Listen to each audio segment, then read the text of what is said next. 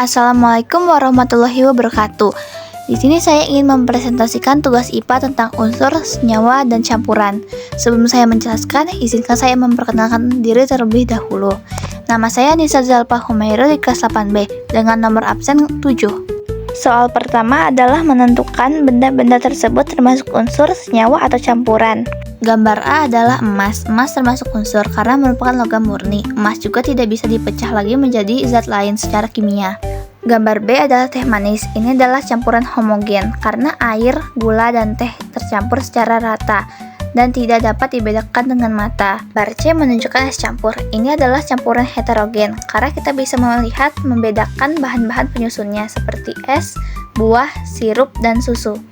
Gambar D adalah perhiasan emas. Meskipun terlihat seperti emas, perhiasan ini biasanya terbuat dari campuran logam, seperti emas yang dicampur dengan tembaga atau perak agar lebih kuat, maka ini tergolong campuran. Gambar E adalah garam dapur. Ini termasuk senyawa karena merupakan gabungan antara unsur natrium dan klorin. Gambar F adalah tembaga yang termasuk unsur karena merupakan logam murni. Terakhir, gambar G adalah air. Ini termasuk senyawa karena terdiri dari dua unsur, yaitu hidrogen dan oksigen yang bersatu secara kimia. Soal nomor 2, apa yang dimaksud unsur? Unsur adalah zat murni yang tersusun atas atom-atom yang memiliki jenis yang sama.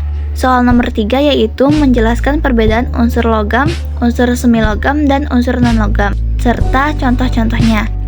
Unsur logam memiliki sifat mengkilap, dapat menghantarkan panas dan listrik dengan baik, serta mudah dibentuk. Logam umumnya padat dan cenderung melepaskan elektron saat bereaksi. Contohnya adalah besi, tembaga, dan aluminium. Unsur semilogam memiliki sifat campuran antara logam dan non-logam. Mereka bisa menghantarkan listrik tapi tidak sebaik logam, sehingga sering digunakan sebagai semikonduktor dalam elektronik. Contohnya adalah silikon dan boron. Unsur non-logam tidak mengkilap, tidak menghantarkan listrik, dan cenderung rapuh jika padat. Non-logam biasanya menerima elektron saat bereaksi, contohnya oksigen, karbon, dan nitrogen. Soal nomor 4, tuliskan contoh nama unsur dalam bahasa Indonesia dan Latin beserta lambang unsurnya. 1. Karbon, karbonium. C. Hidrogen, hidrogenium. H. Oksigen, oxygenium. O. Nitrogen, nitrogenium. N. Fosfor, fosforus. P. Belerang, sulfur. S.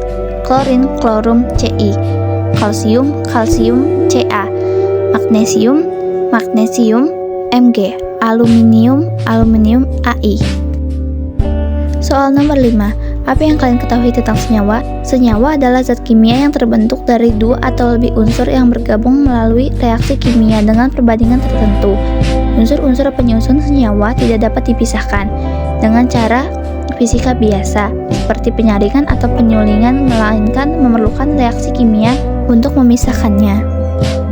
Soal nomor 6, sebutkan 3 contoh senyawa beserta unsur penyusunnya. 1. Air, hidrogen H dan oksigen O. 2. Garam dapur, natrium Na dan klorin Ci. 3. Karbon dioksida, karbon C dan oksigen O. Apa yang dimaksud dengan campuran? Campuran adalah gabungan dua atau lebih zat yang tercampur secara fisik, namun tetap mempertahankan sifat masing-masing. Campuran ini dapat berupa padatan, cairan, atau gas, dan zat penyusunnya bisa berupa unsur atau senyawa. Jelaskan perbedaan campuran homogen dan heterogen beserta contohnya. Campuran homogen memiliki komposisi seragam, terlihat seperti satu zat, satu fase. Contohnya air gula, larutan garam, dan udara. Sedangkan campuran heterogen memiliki komposisi yang tidak seragam. Zat penyusunnya juga terlihat terpisah, bisa 2 atau lebih fase. Contohnya pasir dan air, minyak dan air, sereal dengan susu. Soal nomor 9, lengkapilah tabel perbedaan unsur, senyawa, dan campuran berikut ini. Unsur 1. Zat tunggal. 2. Tidak dapat diuraikan. 3. Terdiri atas satu jenis atom. 4. Contoh oksigen dan emas. Senyawa 1. Zat tunggal. 2. Dapat diuraikan. 3. Terdiri dari 2 atau lebih unsur. 4. Contoh air dan garam. Campuran 1. Terdiri dari 2 atau lebih zat. 2. Tidak dapat diuraikan. 3. Terdiri atas 2 atau lebih dari zat. 4. Perbandingan massa zat penyusunnya tidak tetap. Soal terakhir, isilah bagan klasifikasi materi berikut dengan tepat. A. Unsur. B. Semi logam, C. Non logam, D. Senyawa, E. Homogen, F. Heterogen. Sekian dari presentasi saya. Wassalamualaikum warahmatullahi wabarakatuh.